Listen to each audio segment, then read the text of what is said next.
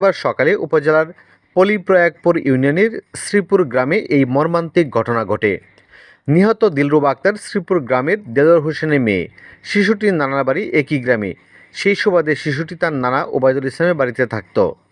পরিবার ও স্থানীয় ইউপি সদস্য শাম্মী আক্তার জানান, সকালে বাড়ির আঙিনায় একা খেলছিল দিলরুবা।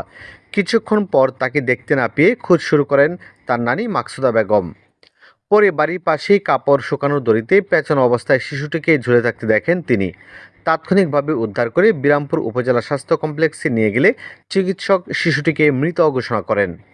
পরিবারের ধারণা, খেলার চলে অসাবধানবশত দড়িতে প্যাচ লেগে শ্বাসরুদ্ধ হয়ে শিশুটির মৃত্যু হতে পারে। বিরামপুর থানার ভারপ্রাপ্ত কর্মকর্তা ওসি মমতাজুল হক বলেন, খবর পেয়ে ঘটনাস্থল পরিদর্শন করা হয়েছে।